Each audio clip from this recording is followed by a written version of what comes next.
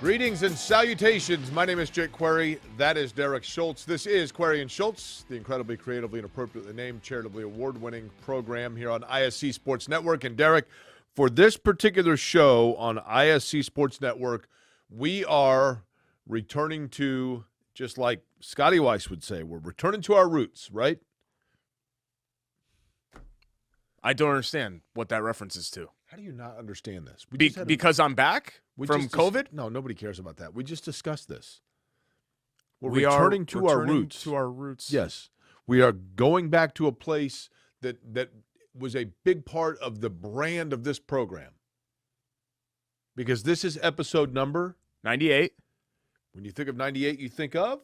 Well, Robert Mathis, I think, is the first one that comes Right. to mind. Yeah. And so who did we do a show with forever?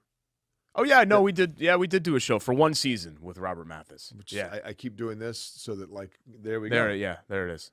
See? Yep. Returning to our roots. Look at that. Number 98, Robert Mathis. This is show number 98 here on ISC Sports Network, and I want to thank all of you for watching, listening, following along. That has made it possible for us to do 98 shows. That includes, by the way, Bailey & Wood, the presenting sponsor of this program. They had a fabulous golf outing A lot of last fun. week, Derek. We were down there, down on the south side, and let me tell you something. You want to talk about a golf outing that, I mean, it was like being at the Masters, right? Oh, yeah, it was I mean, the who's incredible. Jeff Saturday was there, who, of course, you guys see in the commercials. Mark Clayton and Mark Duper, the Marks brothers. Right. Because Mike, a big Dolphins fan, and, of course, Mark Clayton has Indy ties, being a native and a former Cathedral star. Dilger? Ken Dilger was there. Just the nicest dude. I've Great guy. always liked Ken. AC, we were some of the big celebrities that were there, too. So that was, I think, fun for a lot of people to see us in person.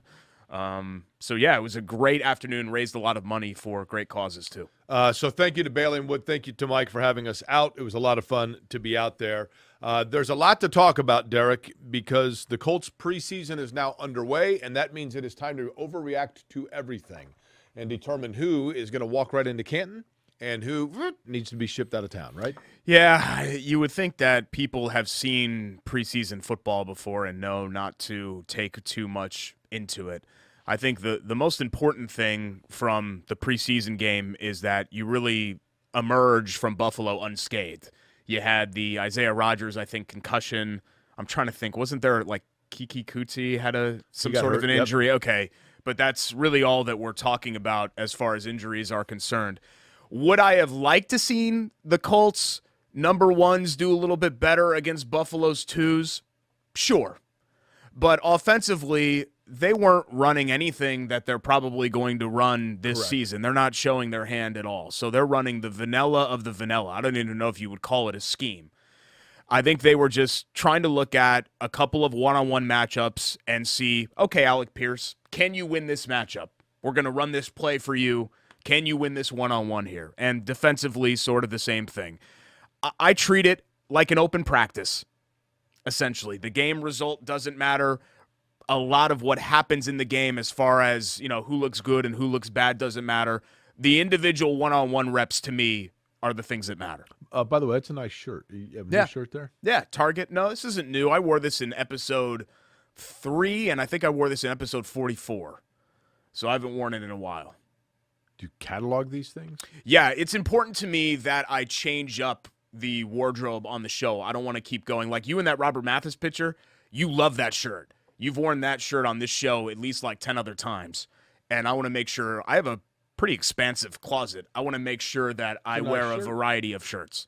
Now, the way that they put this in, my arms look extra hairy there. That looks gross, doesn't it? Looks like blood there. That's not blood. I guess mine look a little bit. I have a different. like that, I have too. a different watch since then. You do? Yeah. Does that help? Yeah. Robert real happy there. I'm not sure if he was real happy with us by the end of the season on the show. You say he didn't like you? I just got this feeling that he didn't like me. He's a very intimidating guy. What else do I have in common with Mr. Mathis? He's just, his presence is just, you say guys that you would not want to F with. Like, you would not want to mess with that guy, Robert Mathis. Like, I think he's a kind, gentle person to people in everyday life, but if you wrong him, Correct. you should be very concerned. about, and not that I wronged him on the show. I mean, I wasn't trying to like provoke him into some sort of negative response. It was his show. It was the Robert Mathis show. So we're kind of like hunky-dory, like, hey, so hey, you had a good 8-8, all right, woo. Even though deep down we knew that was a really disappointing final season for the team overall. But later on in subsequent years, he followed me on Twitter. He does not anymore. And, on Twitter, I'm real critical of the Colts because I try not to dump on them when they don't deserve to be dumped on, but you're not the typical cheerleader. Yeah, I'm not going to be like a team employee or anything like that. Okay, so let's go with this then. I'm not going to sit here and ask you to dump on the Colts from preseason, but and you're right. Offensively, they're not showing a lot, but if there were areas, we'll begin with this. Well, let's in case Robert Mathis is watching, we'll do it this way then. You tell me the areas that you were impressed with or optimistic about after watching preseason game number 1. I thought the tight end group played pretty well. Yeah. Jelani Woods had a touchdown reception. I thought Kylan Granson played well in his reps. Ogletree as well, who's kind of emerged as the TE3 in camp, I think played pretty well. You're going to keep all 4 of those guys, I think, right? I'm telling you, like I so mentioned, you're going to carry 4 tight ends. On the radio, I mentioned this morning, Jacobson, the tight end out of Iowa State, and he caught a touchdown pass, and I'm not sitting here saying, like, that's it, put him on the roster. But, like, Chris Ballard's talked about him. That kind of hinted that he likes him. Yeah. Practice squad guy probably. Sure, because there's not going to be room on the 53-man for 5 tight ends. Right. But I think you're going to end up carrying 4. I thought defensively, pass rush-wise, defensive line-wise, I thought they were pretty good. They forced 5 turnovers. Right. Which is kind of fluky, whatever. But that is the calling card of this Colts defense. Certainly last year they were second in the NFL. What did they end up with, 33? They were going for 40. At some point, they were on pace for 40 and then kind of slowed down in the final couple of games. But this is, again, going to have to be a take the ball away type defense. I wasn't very impressed with much else, but there wasn't really much else to be impressed by. I thought Matt Ryan was fine. I thought Nyheim Hines was fine. I thought the offensive line was okay to fine. Derek, I think Nyheim Hines is a special talent, and I think we know that. And I think there's a lot of anticipation as to how they're going to use him and the level that they use him this coming season. My concern, one game does not a season make, I get it. But is the line good enough to spring Nyheim Hines and get him in the space necessary? I think you're going to have to scheme a lot of that, and I think Reich knows that they're going to use Nyheim Hines in a lot of ways where he's not just a traditional running back that is OL reliant on him getting big chunk yards. What? Offensive line reliant on him getting big chunk yards. Hines. Are you a fan of this new phrase of the low red zone? I don't know if I've even heard that. That's the new thing. I heard it inside the 10 or what's the low red zone? Yeah, I heard it like 6 times on Saturday. Like if you look at, he's more of a low red zone guy, and I'm like, oh my god. So like, what was that a Venturi term? No, I heard it like literally everywhere. Okay, like, and I'm like, so this is now the thing. I mean, we've gotten away from.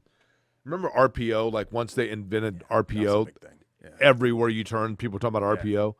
Now it's low red zone. You need a low red zone guy. I guess I don't even like a touchdown, short yard, touchdown threat. Would that be a low red zone guy? Is that what we're talking about here?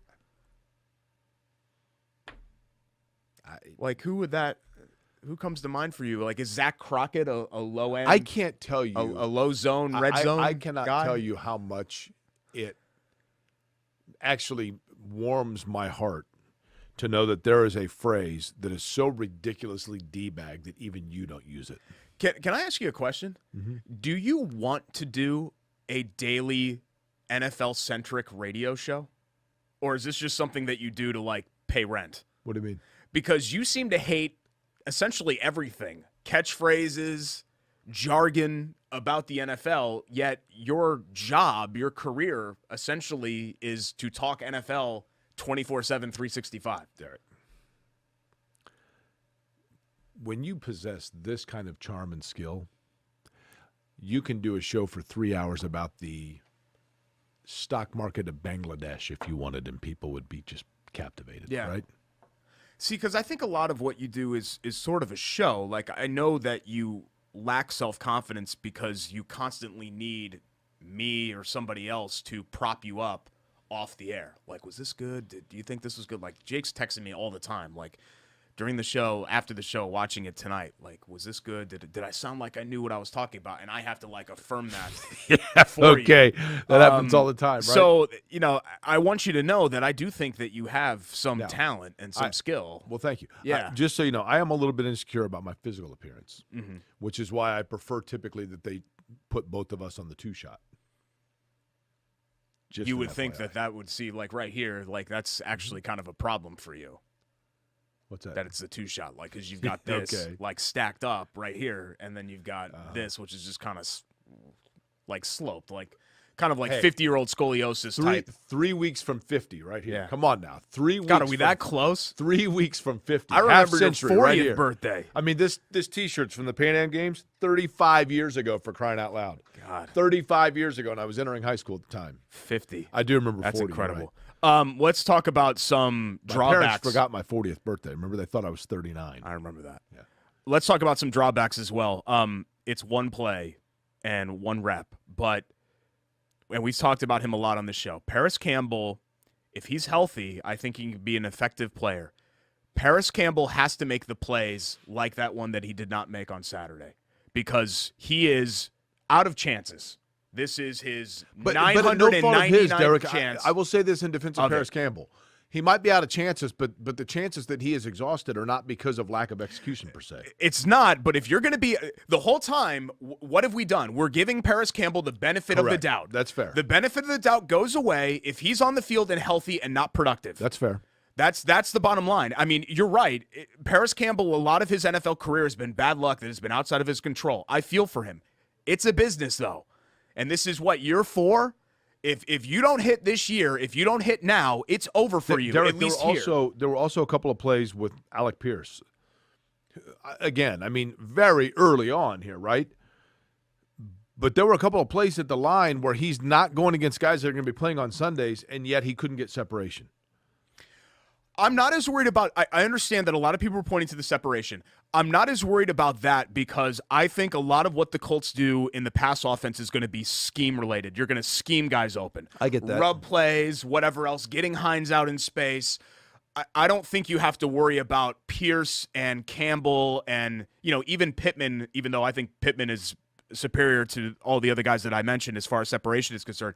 I don't think you have to worry about them winning one-on-ones all the time because I think schematically they're going to find ways to get those guys open. But I understand your point. I mean, a lot of people are knocking on the receivers. I saw some people knocking on Nick Foles. Look, Sam Ehlinger, good for him. He's a great kid. He has all of the intangibles, right? It's just he doesn't necessarily have like an NFL starter caliber arm. But Sam Ehlinger is out there dunking on 4-stringers and guys that are not going to be on an NFL roster in 4 weeks. So how much are we really reading into that? Right. I'm going to say battle, for lack of a better phrase. The experiment, the possibility of a kicking battle went away. Yeah. Right? Well, I don't know if it went away, but Jake Veritas missed the extra point. I mean, you want to talk about no margin for error, right? You can't do it. We keep waiting for somebody to come in and usurp Blankenship's tenuous hold on his spot, but those kickers keep failing to do that. Right. You have to actually make kicks. I didn't like the 4th down decision early in the game by Reich to kick that short field goal with Blankenship because what are we going to learn from a 24-yard field goal? Were they in the low red zone? From Blankenship. I would have liked to see them kind of just run something, not even something that they're going to run in September, October and show their hand, but just try something in that situation. Somebody on Twitter made an interesting point about the Colts in the preseason should, every time they score a touchdown, they should just take like 3 straight delay game penalties to keep moving back. And do practice kicks. To then do a practice extra point of like 45 yards. That's not a bad idea. Yeah. The problem for Blankenship has never necessarily been short accuracy. He's been good as far as short accuracy is concerned. It's the fact that once you get up past like 45 yards. Right. It's a real crapshoot, yeah, right? And in today's NFL, in 1987, you could live with that. In today's NFL, you need guys that can hit fairly consistently from 50+. 55-yarder and in, right? Or at least know that has a puncher's chance at 55, right. A chance from 55. Derek, it is time for our Lou Malnati's Who's Cooking. Lou Malnati's, of course, the absolute best in deep dish pizza. Look, for years, People drove from Indianapolis to Chicago. You're taking in a weekend in Chicago. Lou Malnati's was one of those Chicago staples. Still is and still should be if you're going to the Windy City. But you don't have to make that drive now to get the best in terms of deep dish pizza. Now available in central Indiana. Lou Malnati's not only has a connection to Indiana because, of course, the ownership group, going to Mark, right? Yes. Went to Indiana University. Mm-hmm. He is the son of Lou Malnati.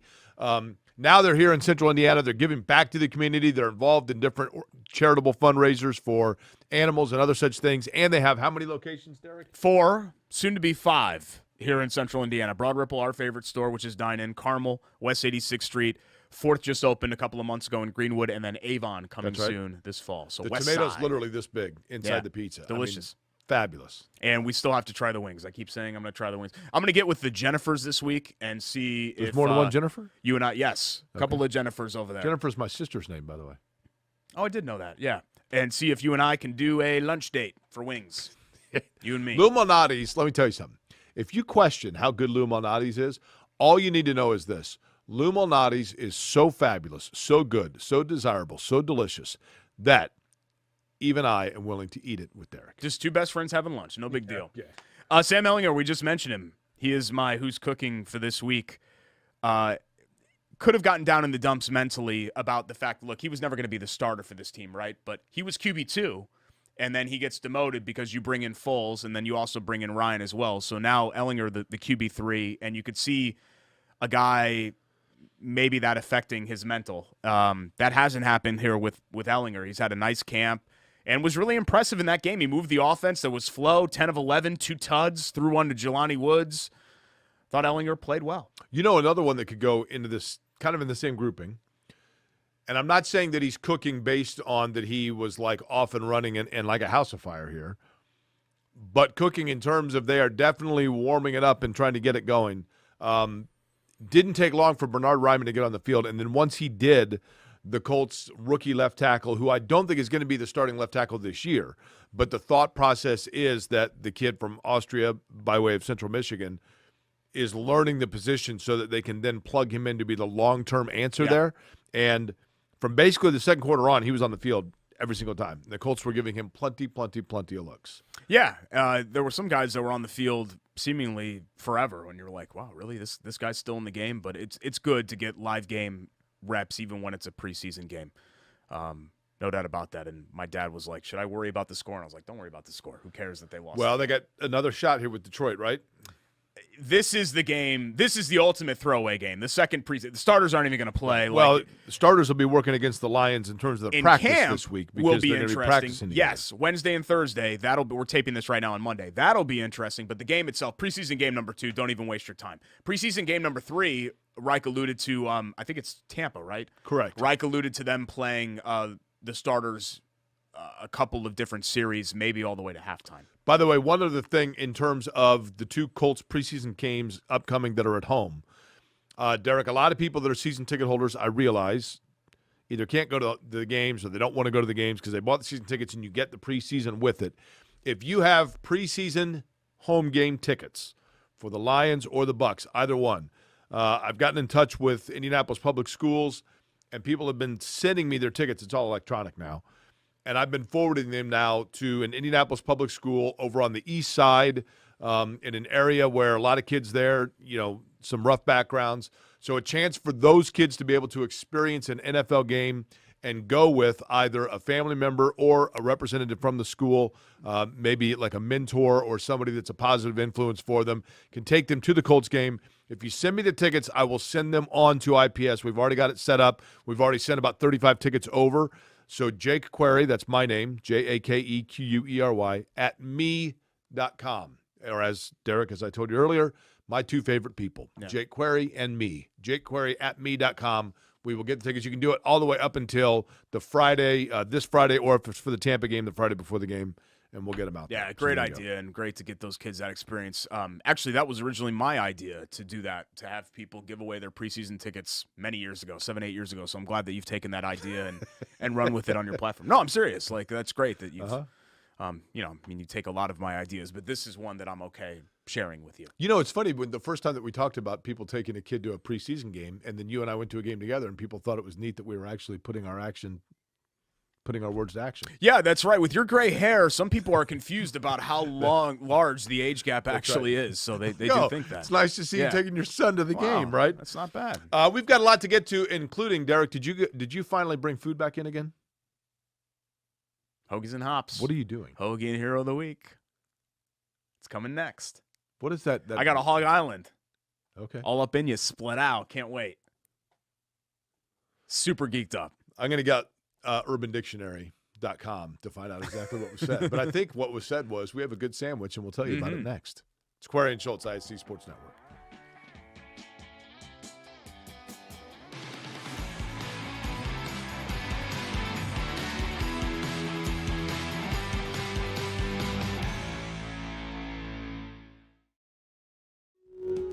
Hey, I'm Jeff Saturday, and my favorite thing when I was a professional football player was Indiana. The Hoosier State always made me feel like family. That's why I trust Indiana's hometown mortgage lender, Bailey & Wood. This family-owned company not only gives back to the communities they serve, but also with their 5-star customer service, they can close on your dream home in days, not weeks. So remember, Indiana, you can always get your mortgages at a snap with Bailey & Wood. Hey, Jeff, how does this look? Yay! Not bad, bud, but let's stick to mortgages.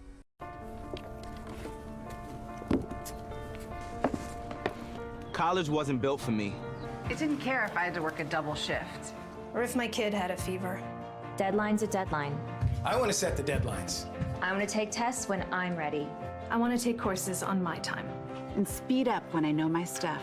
I want a university that cares about me. Tests on your time, courses on your time, graduate on your time. WGU, the nonprofit university of you.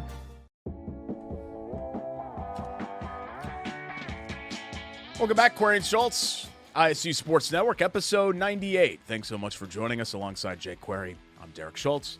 Super excited to have Hoagies and Hops back in studio with us after a couple of month run. They have their hoagie eating contest coming up in September. We'll give you details on that coming up here in just a little bit. But in fact, speaking of the hoagie eating contest from Hoagies and Hops, this delicious, perfect, immaculate hoagie is what they're going to be eating for the hoagie eating contest. This is the Hog Island, my personal favorite. It's essentially a cold Italian sub. So you've got prosciutto, ham, salami, gabagool, lettuce, tomato, onion, provolone, peppers, oil. Gagabo? Cabacola. But gabagool.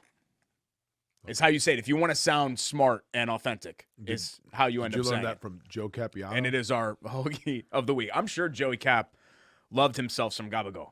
I love it just straight out. Back in Connecticut, you get it at the delis. They slice it right in front of you, and you don't even need the sandwich. You just eat. I love, like, the Italian cured meats, like soppressata, all that stuff. It's my favorite. But Christina puts all this on a Italian Hog Island sandwich. It's delicious. I was in mid-bite. You had to.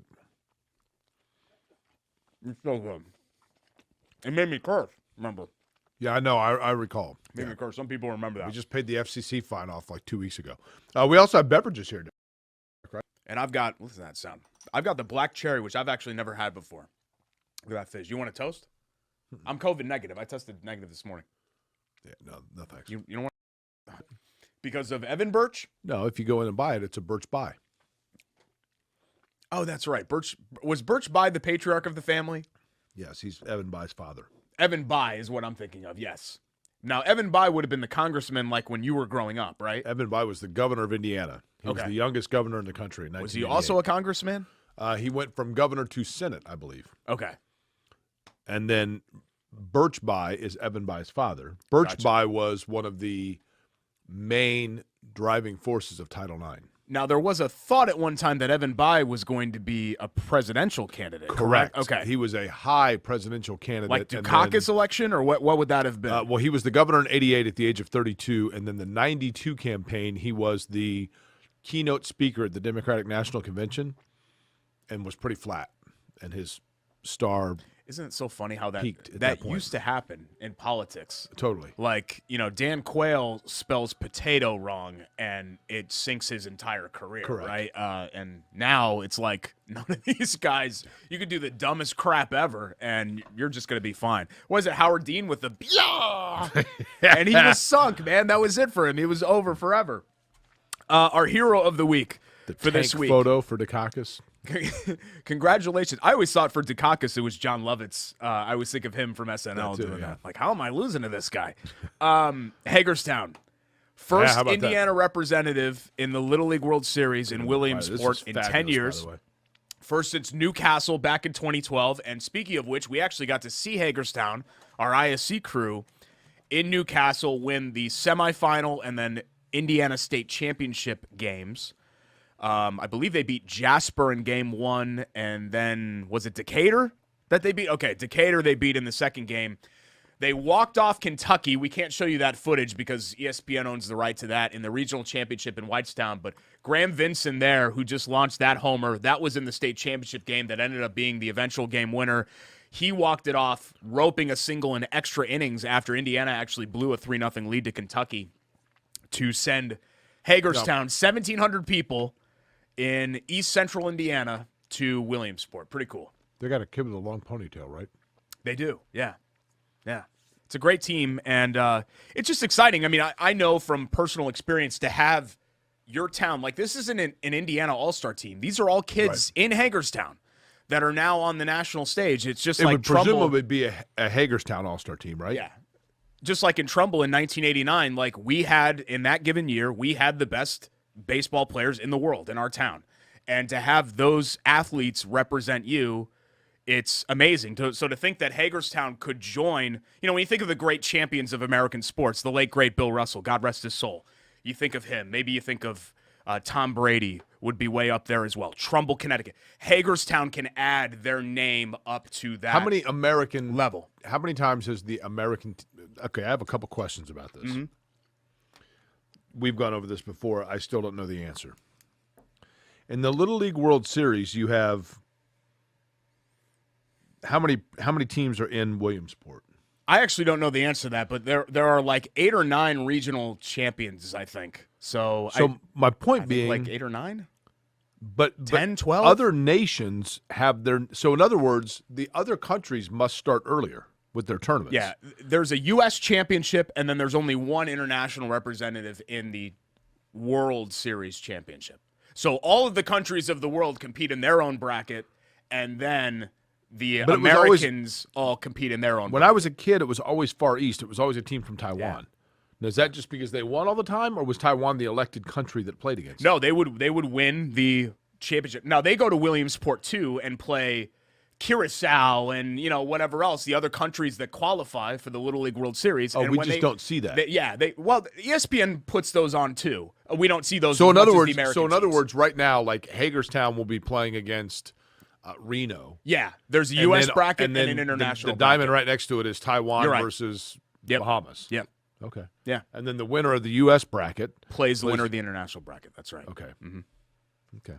So exciting stuff. So congratulations to our friends from Hagerstown. So if you win the United States, you automatically you don't have to play any international competition other than the championship? Yeah, that's right. You don't see any of the other international teams. You have your own bracket up until then. Well, that seems like an unfair advantage for the United States. Because the other countries have to win their country. Yeah. Then once they win their country, they come and they got to play like a round robin with 8 other countries to get to the finals. The United States just automatically in the finals. If you would have come out with these comments publicly in like the mid 80s or something like that, they'd probably put you on a list. What kind of a list? Coming out just, being kind of anti-American here with these sentiments about Little League Baseball. I'm a patriot, Derek. We have our own bracket because we're the best country in the world. Bottom line. At least at Little League Baseball, that's the case. Well, they didn't. Even though the Far East kind of dominated. They didn't for a while win there. in my entire childhood. Well, just until so you know. Trumbull came through and broke through. I mean, it was Miracle on Ice in Williamsport, essentially. Okay. It was the same level. Like, it was a remember where you were sort of moment. Okay. Speaking of breaking through, by the way, Indiana football did that a couple of years ago, but of course it was the COVID year, which was an unusual year in football. But Indiana had a great season. And there was a lot of optimism. Tom Allen, who I had kind of always made fun of, to be honest with you. And I had to do a mea culpa and go, you know what, this is the guy. This is the guy for the job. Indiana kind of went back to return to normalcy last year. This is a big year, Derek, for Indiana and for Tom Allen. You agree? Yes. The whole Tom Allen thing is so interesting to me because you make up your mind about who somebody is, and then you feel like you have to change your previous perception of who that person is. And then instead of trusting your instincts, it turns out that maybe you were right all along. Right. I don't want to be right about Tom Allen. We should both preface with this. Clearly a wonderful guy. Yeah. A wonderful guy and a really good role model for young people. Like, I was worried that he was essentially just another defensive Bill Lynch, like a guy that is good as a coordinator but is not a Big Ten head coach. And that's not to take away what happened in 19 and 20, but last year the bottom fell out. And, Zach Osterman for the Star. Yeah. I was actually listening to his podcast, Osterman, with Dustin Dopirak, and they kind of both dual handle the Indiana beat for the Herald Times and for the Star, which is all under the same umbrella now. And they were saying, look, we don't think that Allen could do anything this year, I'm paraphrasing a little bit, that will make him lose his job. But the thing is that if Indiana, who's picked dead last in the Big Ten East, if Indiana goes 2-10 again and winless in Big Ten play, you just had a light recruiting cycle. What do you do with that if you're that program? I mean, how do you recruit against that? My thing is this, and a lot of times on this show, I admittedly play the character of the no fun guy, right? Mm-hmm. I don't want to be that guy with this comment, but I know it will be taken that way. I know that Tom Allen, I think that all of us have had situations where we were in a job or we were asked to do a role that maybe we weren't totally comfortable with. We knew that we were prematurely being put there, and so you got to go out and just kind of do it and hope that no one notices until you've gotten your feet underneath you, and then, and you act overcompensatory as a result of that. I think we've all done that. In Tom Allen's case, when he got the Indiana job, I remember the game, and a lot of people gave me heat for it. They played Virginia. You're already smiling. Well, right? The trash can, the infamous. He ran around and he kicked a trash can, and he's high-fiving fans, and he tackled his son on the field. Yeah. And I remember at the time saying, I get it. He's super excited. He's a high school coach given this opportunity. I get it. But at some point, you also have to act like you know that you are now capable of doing the job and let people know that you're beyond now just being thrilled to be there. And you're ready now to prove why you should be there. And I thought he did that in the year where they broke through in the COVID year and won 9 games, went to a bowl game.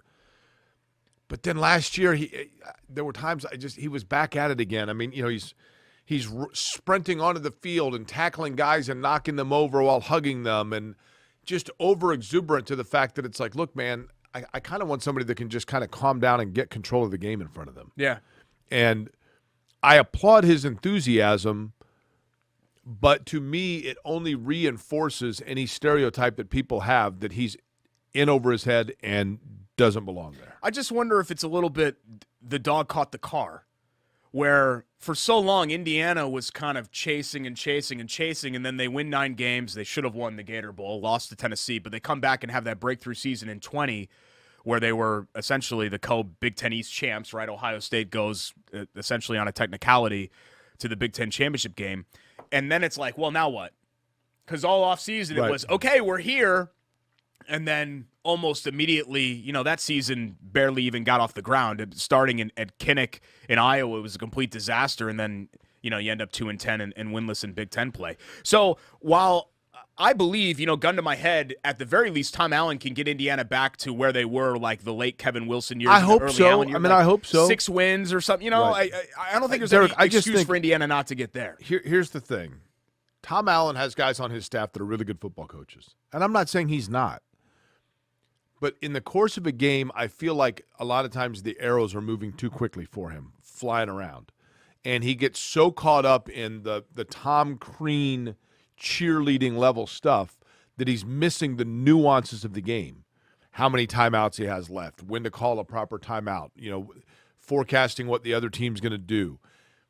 I just think that he needs to just settle down a little bit and kind of rely on those coordinators and other guys around him to keep him abreast of what's going on and let those guys build his players up over the course of the game. You just have to turn it around now if you're Allen, because you can have a down year. Pat Fitzgerald just had, like a 3-win year at Northwestern, but Fitzgerald's got this huge track record where fans know, okay, it's fine. You're going to have choppy waters every once in a while.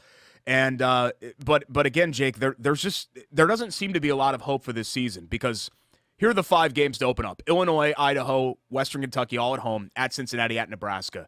If you don't go at least 3-2 through that stretch, you're done.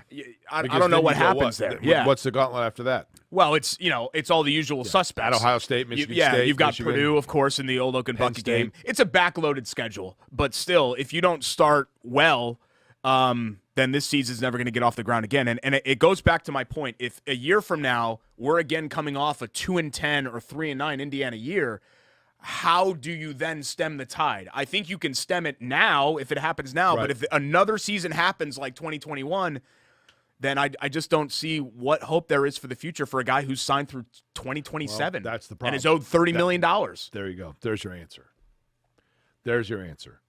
Indiana, again, I mean, Fred Glass did Fred Glass sign him, or was that? This latest contract extension. Was that Dolson? Yes. Would have been Dolson, because it was last year. It was 21. Because Fred Glass, I thought, gave some premature bonuses. I just think premature, we all kind of said, oh, man, we were wrong about Tom Allen, and it turns out we still don't know. That question is still up in the air whether Did you he's tell the me guy that we're or not. celebrating something here today? Yeah, there's a special anniversary today. I'm shocked that you don't know this, because I've been celebrating in my household all morning.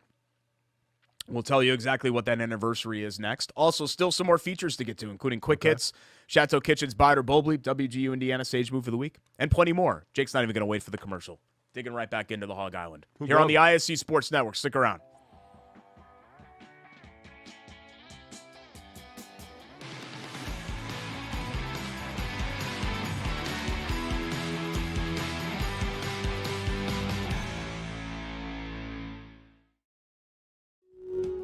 Hey, I'm Jeff Saturday, and my favorite thing when I was a professional football player was Indiana. The Hoosier State always made me feel like family. That's why I trust Indiana's hometown mortgage lender, Bailey & Wood. This family-owned company not only gives back to the communities they serve, but also with their 5-star customer service, they can close on your dream home in days, not weeks. So remember, Indiana, you can always get your mortgages at a snap with Bailey & Wood. Hey, Jeff, how does this look? Yay! Not bad, bud, but let's stick to mortgages.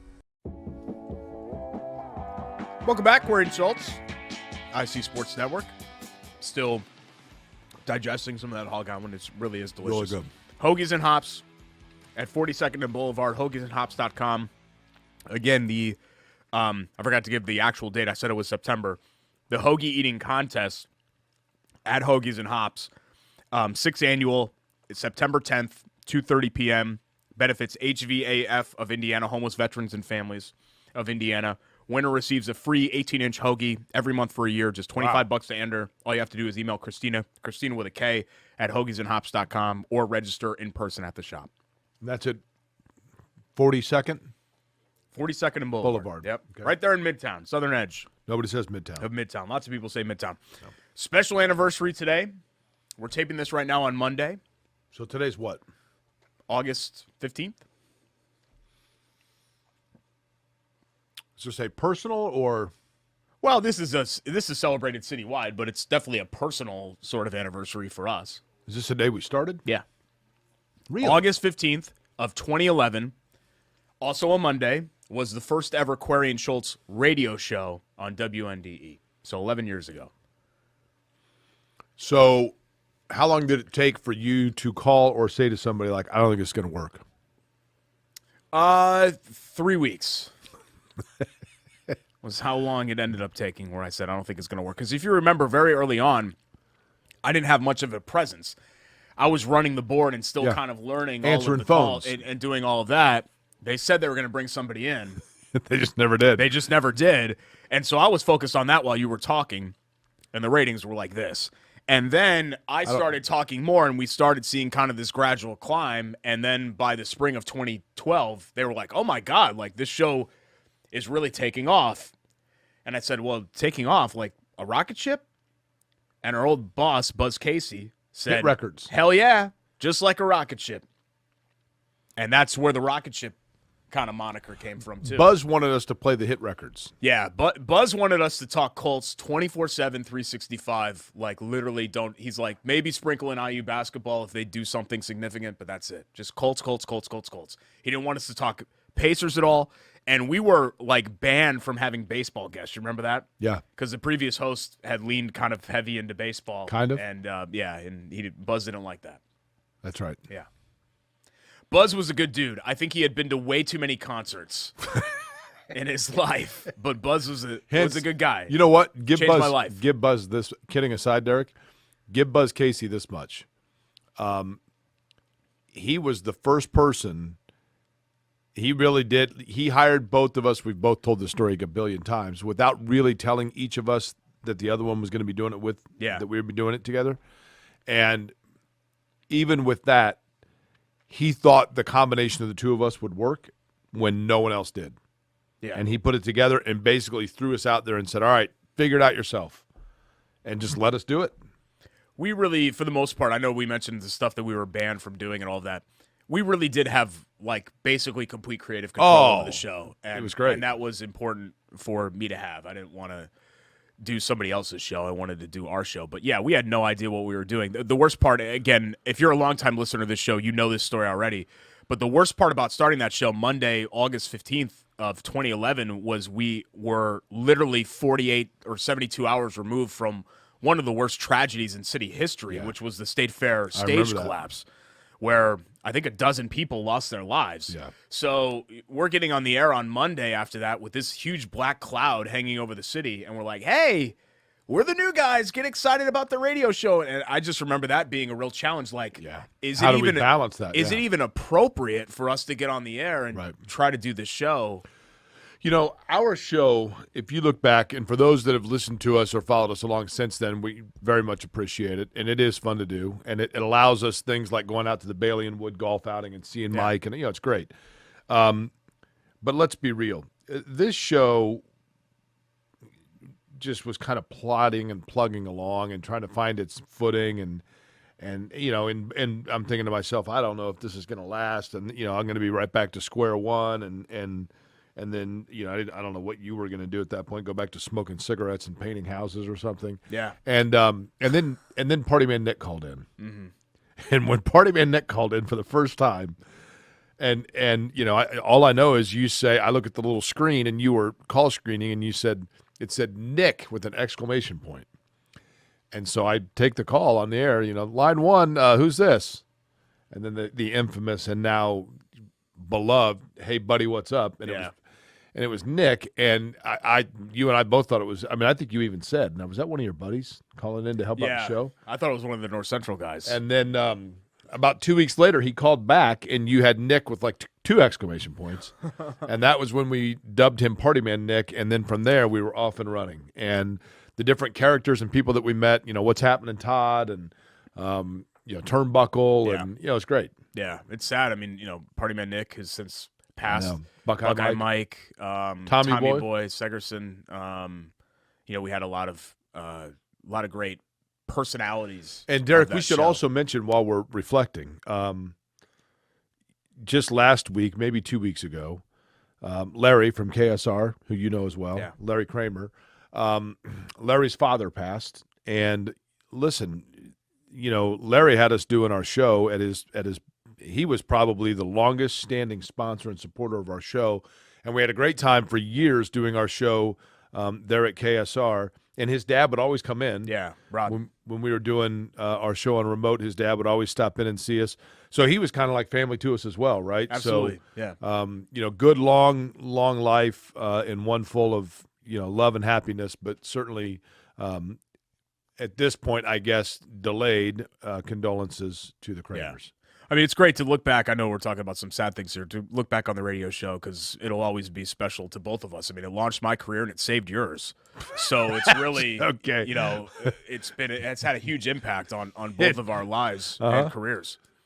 Because at that point, you were like thrice fired. I mean, it was kind of like SH or get off the pot kind of time for you, or else you'd have to probably go and do something else. And then you got paired with me and just went like this. And now, you've parlayed that. Congratulations into radio success and all of that. But in 2011, nobody was thinking that was in the cards for you. That's probably true. People thought it was over.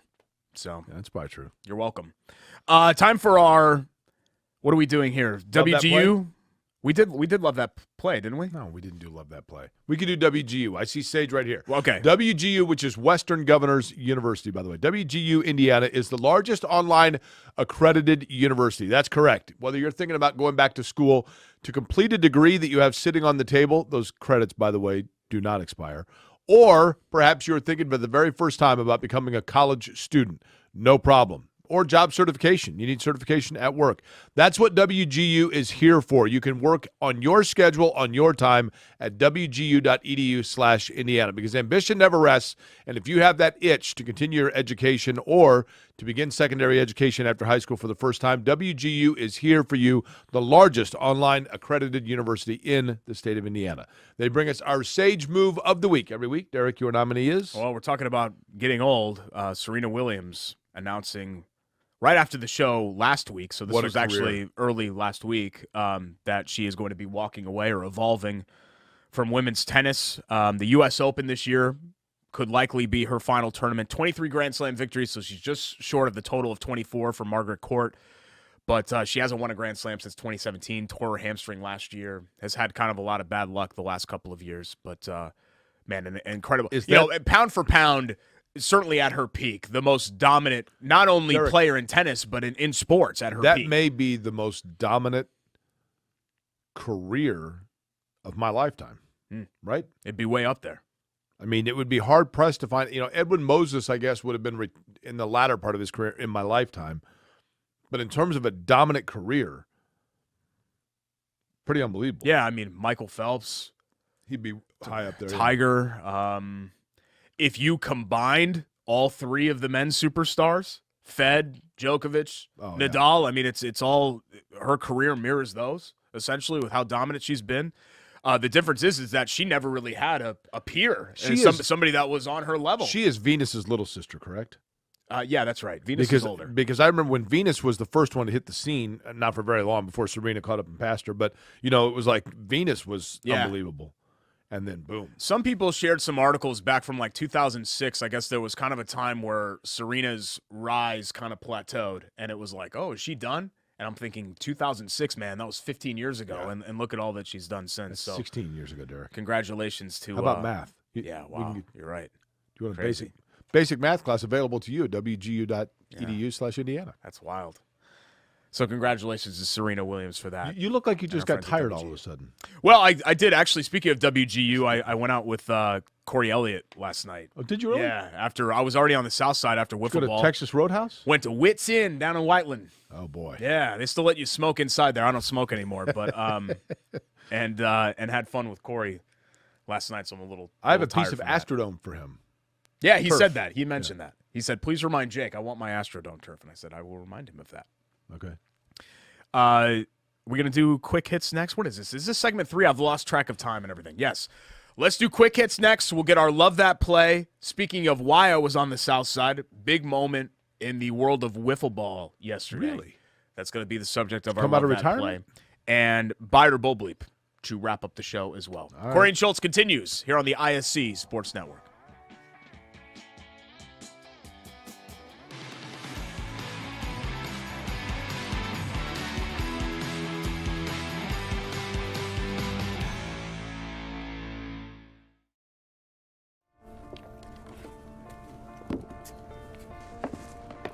College wasn't built for me. I didn't care if I had to work a double shift. Or if my kid had a fever. Deadline's a deadline. I want to set the deadlines. I want to take tests when I'm ready. I want to take courses on my time. And speed up when I know my stuff. I want a university that cares about me. Tests on your time, courses on your time, graduate on your time. WGU, the nonprofit university of you.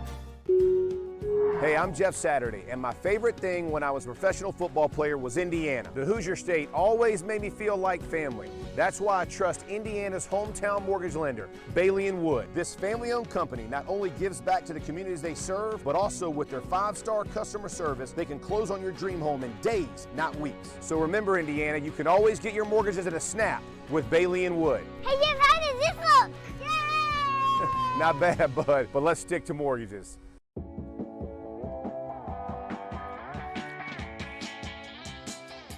Hi there, and welcome back to episode 98. Query and Schultz here on the ISC Sports Network. Derek drinking his black cherry soda. That's good. To go along with the Hog Island. Very good. Yum.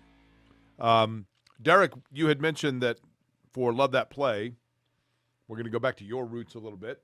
This is all about going back to our roots. On the anniversary of this program, episode 98, we did a Robert Mathis show. Part of my roots, Love Heating and Air. That's correct. They sponsored my Little League baseball team. That's because I grew up with the Loves.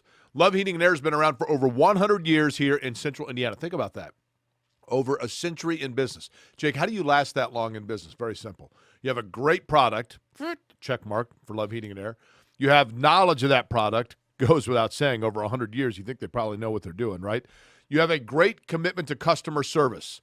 That's the big thing. 24-hour on-call maintenance with Love Heating and Air, and they make sure that they're honest. That's the other thing you want. Somebody comes out to look at your furnace. You don't know anything about it. They're honest in telling you the repair, no matter how much it may need, or even if it's something minute. They'll say, you know what, you don't need to do that just yet. Just all we need is this little repair. That's what you love about Love Heating and Air. Love-HVAC.com is their website. 317-353-2141, their telephone number. That's 317-353-2141. They bring us each and every week our Love That Play. And, Derek, this one comes not with a curveball, but straightforward, right? That's right. The IC team, was down in the dirt yard on the south side of Indianapolis yesterday for the Circle City Wiffle Ball Championships, the Dirt Yard Classic, which is the best of 3, their own World Series for their league. Did you take a bat out? I did not. I am retired. And I will say, just kind of full disclosure, these guys play the sport at a much higher level than the level that I played. Now, in Connecticut, this was 25 years ago, the Trumbull Wiffle Ball League. It was a competitive league, and we had a lot of fun doing it, but these guys are the national champions. They won the NWLA, the National Wiffle Ball League tournament. And this is what age range? Last month. I don't think there is a specific age range. Adults. Now, do we have any footage of this? The national tournament? Yeah. We don't have that, but we have footage from yesterday's because it was our broadcast. I'm sorry, that's what I mean, yeah. So what happened yesterday, Will Smithy, who was the co-MVP nationally of the NWLA, the reigning MVP of CCW. What's his name? Will Smithy. He's the one that slapped Chris Rock? He's the best wiffle ball player in America, essentially, pound for pound, both as an arm and in the batter's box. Homered twice in Game 1, moonshots won Game 1 10-2. And then in Game 2, moonshots trailed the entire game. They're down 4-1 in the bottom of the 6-inning games. Smithy steps to the plate with 2 outs. After 5 balls, you get what's called a lob pitch. But was the pitcher Jeff? Sorry, what? I didn't know if Jazzy was pitching to Willie Smith. No. Ryan Voges was the pitcher. Will Smithy. For the 8 balls. Okay. And Smithy steps in, and he gets a lob pitch after 5 balls. So they have that strike zone board, but after that, you have to throw a lob pitch. Now, the lob pitch, you could still kind of flutter in there and float in there. But Smithy teed off on it and hit a walk-off grand slam. So he had a walk-off to win the national tournament and then a walk-off grand slam to win the Circle City Wiffle Ball Championship. I was on the call with Rudy Lyon, who's the deputy director of CCW, and it was a great moment. Now, do we have? I missed the homer. Well, they just showed it. I know, but I was busy watching your ridiculous explanation. Guys, can we not replay realize that? Here it is. And it bounces off That's the just hand a liner of Alley's. Well, it's not very far. You know, it's 97 feet to left field. But that's just a lot. Like, but watch, he didn't even the outfielder almost caught it. It bounced off his hand, and it was a Juan Gonzalez homer. It got out in a hurry. It's a short field. No, it's a regulation wiffle field. It's one of the great wiffle fields that there is. How do you not hit a home run every time? Look at that. That fence is like 20 yards. Let me ask you a question. Do you think this is easy? Because if you want to step in against these guys and try to make contact, much less hit a homer, I invite you to do so. They would make you look idiotic. Do we have a video of like a curveball? Well, we did this. Remember the Big Ten Fan Fest? Yeah. we stepped in, and that was soft toss, wiffle ball. Right. And you swung and missed badly. No, I had a home run. We each get one swing, I had and it you out. swung and missed badly. I have video proof of it. Corey and Schultz on the Facebook page. If you want to go back in the archives, I could tweet it out later. And I really got into one because my power zone was middle in. And the old man, I don't know what his name was, Trevor or something, that was tossing it in.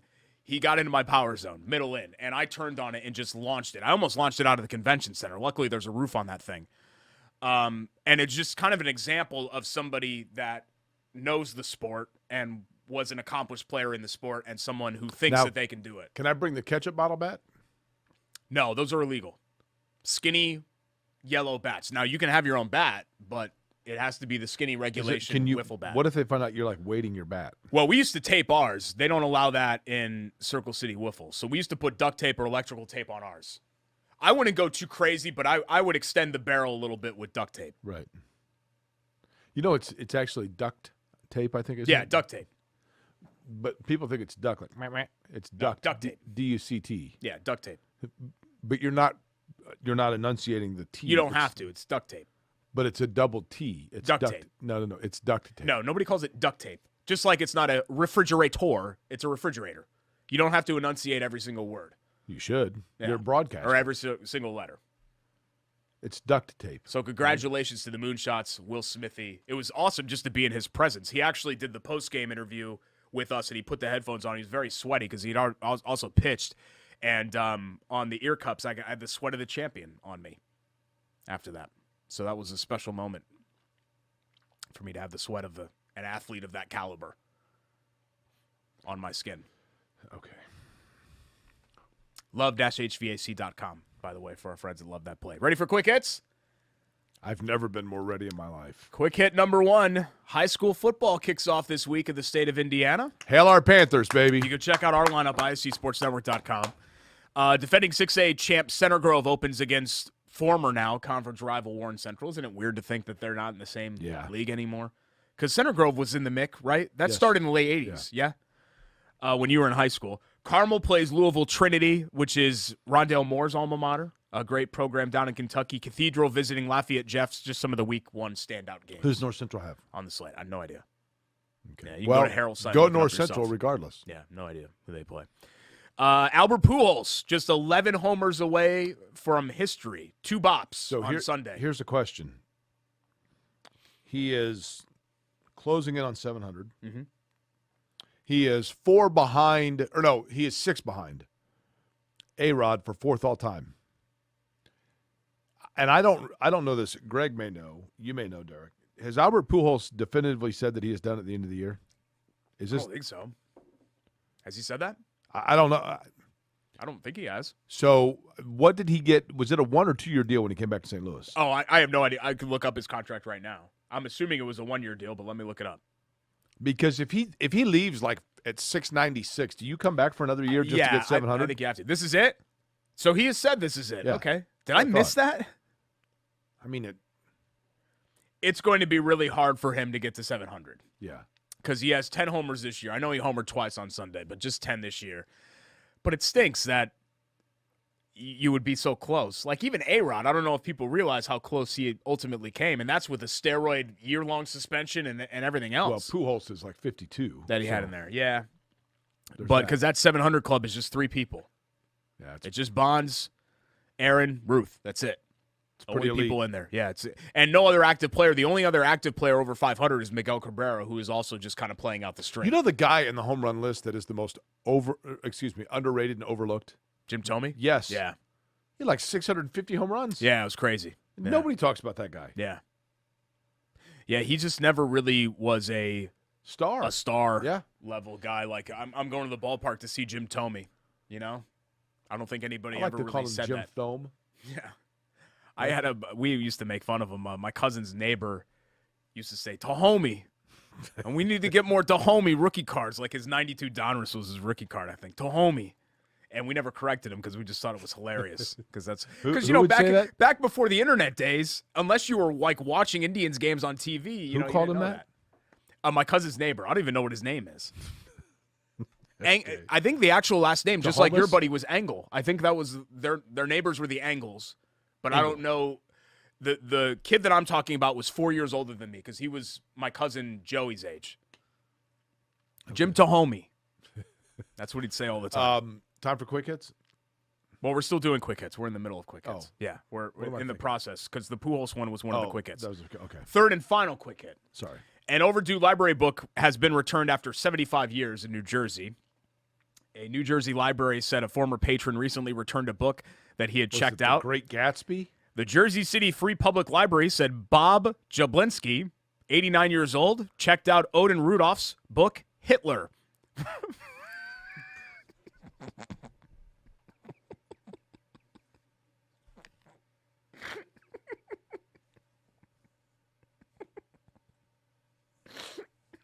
Derek, there are certain things. I mean, there are certain things. Why are you laughing? It's like the worst person in the history of the planet. I'm reading this article. There's not a single funny thing about it. I'm reading this article this morning, and they're like, overdue library book. Wow. I wonder what it is. And like nonchalantly, they just put in there that it's a book about this horrible, awful. Yes, the worst person in the devilish history of the planet. person. Yes. Yeah. And he had it for 75 years. Do you think it took him that long to finally admit that he checked it out? He took it out from the James Ferris High School branch in 1947. Librarian said the book remains in perfect condition. Still has its original reference card. Wait a minute. They stopped doing fines in 2021, so they believe that's why he finally returned the book, because he knew that he wouldn't have to pay any of the fines. Okay, a couple of things here. Number one. The book was written in published in 1947? Yeah. So this would have been quickly after his death. I mean, At how least much death. information could they have had in there that you knew about him at that? I mean, I that sounds dumb, but I'm saying like the realities of who he was, you would think were just being uncovered at that time, right? By the way, this is kind of a related story. I'm not sure if Rakestraw knows this story or not. I think I've told it on the show before. But back when we were at ESPN 950 and Greg was the program director there, this was, 2005. What are late charges for a library book? I don't know. Is it like $1 a week or something? Wasn't it? Didn't it used to be? A lot of places have suspended late charges. But Rake's the PD of the radio station, and we were covering Indiana football games. So we would broadcast the IU football games. But the board operator who was running the board at the time, the only responsibility that you had was to fire the legal ID, which is 10 seconds at the top of the hour. So literally, you're just sitting there babysitting the game, making sure the signal is going over, and pressing a button one time per hour. So a lot of times, people would bring in books to read. So I brought in a book. I have a very deep fascination with, dark history and, horrible human tragedy and all of that. So I had this book about Hitler, about his, formative years or whatever. So I brought that in. It was a Saturday afternoon. No one else was in there to read about Hitler. And I left it there. And I'm mortified. I go back to Indianapolis, and I'm not scheduled to come back in until Monday. And I come back in on Monday, and the book is in my mailbox with a Post-it note, and it says Schultz's book. And I thought to myself, these guys, I've been there 3 weeks. They don't even know me. What was this Hey, who left a book about Hitler in here? Oh, I don't know. That new guy, Schultz, I think. What was this fella's name? What were people thinking about that? What was this fella's name? The guy in Jersey? Yeah. His name was Odin. No, Odin Rudolph was the author. you're in- Bob Jablonski. So you're in Bob's book club. Yeah, I guess so. By the way, what $3,900? Is that what he would have saved? Probably. I have You said 75 years, right? I have Do you have, this. do you have a calculator? I have one on my phone. Okay, take 52. If it's $1 a week, 52 weeks. So 52 times 75, right? Did he save $3,900? $3,900. There it is. Look at that. Pretty good. Did you see me get out a calculator at all during that I time? have disc It's all right 2, here. season 3 of The Sopranos from Blockbuster Video. Did that right here while you were telling that story right here. At my house. I don't think they're ever coming for those overdue fees. But I rented that while I was at IU. I rented and still have it. I forget the name of the movie, but I rented a movie from Hollywood Video, and I went to return it, and they were they were out of business. Family Video finally just closed. I saw that. They hung on for a long time. Yeah, So all good your for Bob. tickets at 30th and Georgetown. 89 years old. I'm not sure if that triggers any red flag laws that you had a book about Hitler for 75 years, but I don't know. Maybe he's just like me. Maybe he's just interested in history. Maybe he was just embarrassed to return it, right? Sorry, it was just like I'm reading through the article and it's just nonchalant. Oh yeah, it happened to be a book on Hitler. But you'd already read that, so why did you laugh a second time? I couldn't help it. It's just, it's so nonchalant. We were it's just this close. like a casual reference. We were this close to show 100. I've cried twice on the show. Once was today, and the second time was when we were talking about how Dolphins do it. What was the other time? Actually, no, it wasn't how they do it. It was how they nurse, right? Because there was suckling that was part of that, I think, where we used the word suckling on the show. I'd like to remind people, we had a show that we recorded, and I'm going to guess it was somewhere around episode 40, where I was like 2 minutes from death on a Thursday and still came in and did the show on a Monday. I remember Greg emailed me and said, obviously you're not going to be there Monday. And I said, no, I'll be there. Came in and talked about the fact that I'd had a heart procedure under duress 72 hours earlier. No emotion at all. You want to talk memories of Dolphins or Hitler? This guy's just flowing tears. When the dolphin calf is swimming along with the mom. Okay. She squirts the milk into their mouths, remember? That's how they get nutrients to their young. Just kind of like an open wide and squirt. All right, we've got Biter Bowl Bleep to get Biter to. Bowl Schultz is next. And we're going to wrap up the show when we come back. On this, the final episode. It's Query and Schultz, episode 98.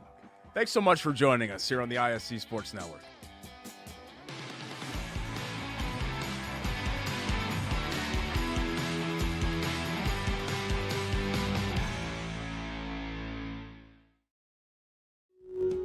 Hey, I'm Jeff Saturday, and my favorite thing when I was a professional football player was Indiana. The Hoosier State always made me feel like family. That's why I trust Indiana's hometown mortgage lender, Bailey & Wood. This family-owned company not only gives back to the communities they serve, but also with their 5-star customer service, they can close on your dream home in days, not weeks. So remember, Indiana, you can always get your mortgages at a snap with Bailey & Wood. Hey, Jeff, how does this look? Yay! Not bad, bud, but let's stick to mortgages. Back for a final time, episode 98, Query and Schultz. ISC Sports Network. Thanks, Alan Hughes. And Greg Literally Jordan final time. For helping us. Almost to episode 100, almost to the end of season 2. Season So 3 close. about to begin. So season 3 of the TV show after 9 seasons of the radio show. That dead to me. I've been waiting for season 3 for like a year now. Is that the Christina Applegate one? Yeah. What happened in season 2? Well, I don't want to give it away. Well, I think my wife and I watched season 1 and really enjoyed it, but then I don't remember Season 2's good. what happened in season 2. So maybe we very missed good. that. You know what I have to catch up on that I haven't is Better Call Saul. Never started They it. just did the last season. It's better than Breaking Bad. Is it really? Yeah, I'm not trying to be like I'm too cool for you TV guy, but I have enjoyed it more than Breaking Bad. Is it as suspenseful or is it a comedy? I mean, it's Vince Gilligan.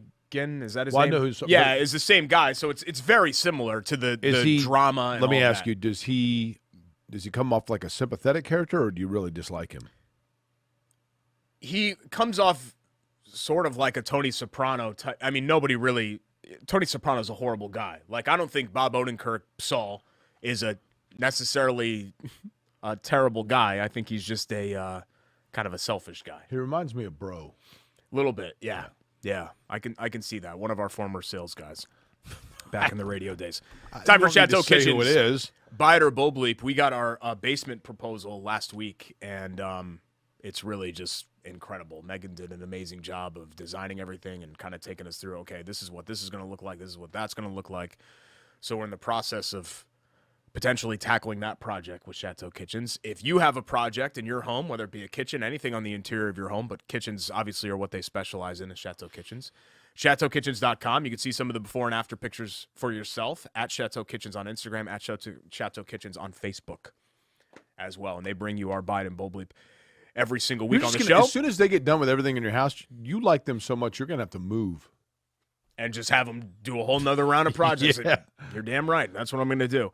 If you're new to Byron Bull Bleep, here's what we do. I give a statement. Jake and I go back and forth whether we buy it or it's Bull Bleep. Ready? Statement one. The Colts should sign a veteran wide receiver. Buy it or Bull Bleep? Boy, Derek, I'm going to say for now that's Bull Schultz. I think that you wait until you see who's out there after cuts, which I think is what they're doing. And then if need be, like week 5, 6, if you get in a pinch, you sign T.Y. Hilton. Yeah, I'm kind of with you. I don't know if T.Y.'s the guy, but I think they're fine just kind of letting it ride. I'm not going to overreact to a preseason game where they're not showing their hand. And I would say that even if the Colts looked really good, I would say don't overreact to what's happening here. I don't think you should react at all, really, to what's happening in the preseason, or certainly just take it with a grain of salt and accept it for what it is. Statement 2, The Field of Dreams is a super overrated movie. Buy it or Bull Bleep? I'm going to have to buy it or give it incomplete because I've never seen it. You've never ever seen Field of Dreams? Here's the thing. I have not. I've not sat down and watched Field of Dreams. However, and I probably should rent it for like the next flight that I'm on or something, but I will say it's kind of one of those movies, and I hope people can appreciate what I'm saying here. I'm not trying to be sarcastic about the fact I haven't seen it, but I basically have seen it. And I know that like sitting down and watching it from beginning to end and fully grasping it is a different experience, but I have seen all of the key scenes played 100 times, and I certainly know everything it's about because you can't watch and be around the games without knowing what it's about. But I have not sat down and watched it. I've probably only seen it twice, and it's fine. Like, I don't know if it's an overrated movie. I think, Derek, not to interrupt you there, although I just did, but I think a big part of, for me, why, like my dad was I had the greatest childhood ever. And my dad, who is still with us, greatest dad ever. I mean, he was at every Little League game. He was at every choir. He was at everything that we did. And we did a lot of fun things together. My dad and I played a lot around the world and a lot of shooting baskets in the driveway. We did play pitch and catch, and mostly he would do grounders to me and that kind of thing. Yeah.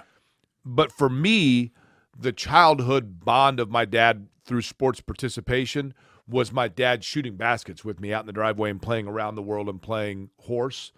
That, to me, was really a special time. So playing pitch and catch with my dad isn't the childhood nostalgia for me that it is for a lot of people. Yeah. We actually went, I think we had mentioned this on the show, randomly we went to Dyersville in June. Right. And went to the Field of Dreams. And everybody you didn't take a mitt. Everyone was playing catch, and I was like, I didn't know you could play catch here. And that was like the main allure of it. Not to bust your chops too hard here, but you went to a baseball diamond. Yep. That its entire existence is centered around playing pitch and catch. And you didn't think that you could play pitch and catch? I didn't know. It didn't say anything on the website. I knew I couldn't bring a firearm. It's like I didn't see anything on the website that said you could play catch here. It's like it's like going to a dog park and forgetting to bring your dog. Well, I didn't know, like, even that they let you on the field. I thought that it was going to be like a tour thing where you might have a guide that take you along, but you pull down this hill and it's like you're apple picking. You just have free reign over basically the entire property, except for the house. The house they don't let you in. Did you at least ask for someone else's mitt or ball? No, not with like COVID and everything. I don't want to touch anything. Yeah. Well, you've been in here throwing your ish around me the whole time in a confined area. I mean, we're best friends, so we've, shared germs and all of that. It's no big deal. Oh, my God. Not a big deal. Statement 3, buy it or bull bleep. The NCAA tournament should expand. 1,000% more than anything I've ever said on this program, Bull Schultz. You know it's coming, right? You know it's coming. I hate it too. 100% bull. Let's take all the magic away from Selection Sunday. Do we really need 12 and 16 South Carolina in the NCAA tournament? Yeah, I mean, do we really need that? Do we need 13 and 15 Nebraska? Good news for you Indiana fans. Who cares? Making the tournament 3 out of the last 12 years is no longer going to be in discussion. Yeah, I just, I know I'm this whole being idea hyperbolic. of, everybody should have a shot at the championship. No, you earn your shot at the championship. It's not hard to make the NCAA tournament. And I hate the idea of, because that's what this is about. This is Unless about you're rewarding Archie Power Miller. 5 schools. That's exactly what it's about. Thanks to our great sponsors, Lou Malnati's Pizzeria, the namesake of the studio, Bailey & Wood Financial Group. Oh, sorry. WGU Indiana, Love Heating and Cooling, Hoagies and Hops. Who am I forgetting? Chateau Kitchens, who brought you Bider Bulbley. You said Bailey and Wood, right? I think I said everybody else. Okay. Yeah. WGU? I did. For Jake Query, I'm Derek Schultz. Thanks to Alan Hughes. Thanks to Greg Rakestraw. We will see you next time, episode 99 of Query and Schultz. Have a great week, you guys.